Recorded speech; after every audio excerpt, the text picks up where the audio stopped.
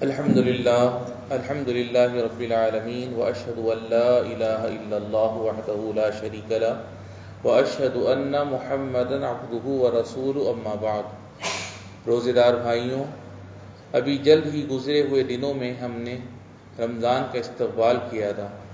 دیکھتے دیکھتے ہم اس کے پہلے آدھے حصے کو رخصت کر رہے ہیں اور اب اس کے آخری 10 دنوں کا ہم انتظار کر رہے ہیں۔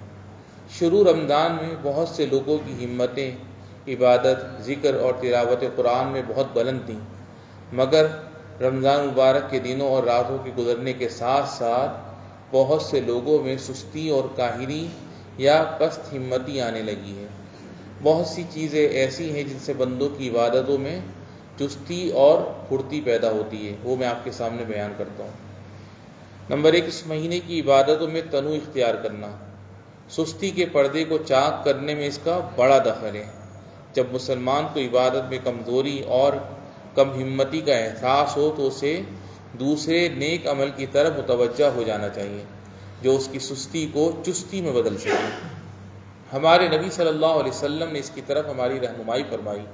چنانچہ آپ نے فرمایا، اِنَّ لِكُلِّ عَمَلٍ شِرَّةً أَيْ رَغْبَةً وَحَمَاسًا وَلِكُلِّ شِرَّةٍ فَتْرَةً أَيْ وَهَنًا وَضَعْفًا وَسُكُونًا فَمَنْ كَانَتْ فَتْرَتُهُ إِلَى سُنَّتِي فَقَدْ أَفْلَحَ وَمَنْ كَانَتْ فَتْرَتُهُ إِلَى غَيْرِ ذَلِكَ فَقَدْ هَلَكَ۔ یعنی ہر کام میں چستی یعنی رغبت اور بلند ہمتی ہوتی ہے، اور ہر چستی میں سستی یعنی کاہلی، کمزوری اور ڈھیلا پن آ جاتا ہے۔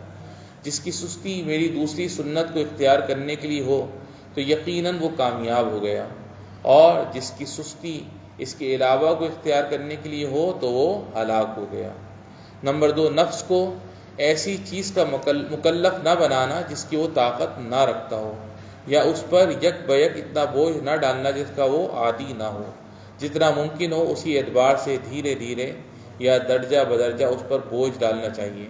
نبی صلی اللہ علیہ وسلم سے پوچھا گیا کہ اللہ تعالیٰ کو کون سا عمل سب سے زیادہ محبوب ہے، تو آپ صلی اللہ علیہ وسلم نے فرمایا، ادومها وان قل، یعنی وہ عمل جو برابر کیا جاتا رہے اگرچہ تھوڑا ہی ہو۔ آپ صلی اللہ علیہ وسلم نے یہ بھی فرمایا، اکلفوا ای خذوا من الاعمال ما تطیقون، یعنی جس عمل کی طاقت رکھو اسی کا اپنے آپ کو مکلف بناؤ یعنی اختیار کرو۔ نمبر 3، اطاعت کی مشقت پر صبر کرنا اور اس پر اجر و ثواب چاہنا، اس لیے کہ جس نے یقین کے ساتھ ثواب جانتے ہوئے رمضان کا روزہ رکھا اور قیام کیا اس کے پچھلے سارے گناہ معاف کر دیے جاتے ہیں۔ یہ بڑا اجر بندے کو صرف صبر، نفس کی مشقت اور اللہ کے وعدے پر یقین کے ذریعے ہی حاصل ہو سکتا ہے۔ نمبر 4، اس شخص کا انجام ہمیشہ ذہن میں تازہ رکھنا چاہیے جس نے اس فضیلت والے اور عظیم دنوں کے مہینے میں نیکیاں حاصل کرنے میں کوتاہی کر دی۔ ہمیں اس دعا پر بھی غور کرنا چاہیے جو جبرائیل علیہ السلام نے کی تھی، اور ہمارے نبی صلی اللہ علیہ وسلم نے اس پر 3 مرتبہ آمین کہا تھا۔ جب آپ صلی اللہ علیہ وسلم سے اس کے سبب کے بارے میں پوچھا گیا تو آپ صلی اللہ علیہ وسلم نے فرمایا، ان جبریل اتانی فقال من ادرک شہر رمضان ولم یغفر له فدخل النار فابعدہ اللہ قل آمین فقلت آمین۔ یعنی جبریل میرے پاس آئے، انہوں نے کہا جو رمضان کا مہینہ پالے اور اس کی مغفرت نہ ہو پھر وہ جہنم میں چلا جائے تو اللہ اس کو اپنی رحمت سے دور کر دے، کہو آمین، تو میں نے آمین کہی۔ نمبر 5، اللہ تعالیٰ کی نعمتوں کو اس مہینے میں یاد رکھنا کہ اس نے ہماری عمر لمبی کی، جس کی وجہ سے ہم نے اس قیام یعنی روزہ، قیام اور مغفرت کو پا لیا۔ ہم میں سے بہت سے لوگوں کو جانتے ہیں جو گزشتہ رمضان میں ہمارے ساتھ تھے اور انہیں اس رمضان کو پا لینے کی آرزو تھی، لیکن آج وہ منو مٹی میں دفن ہو کر اپنے اعمال کا سامنا کر رہے ہیں۔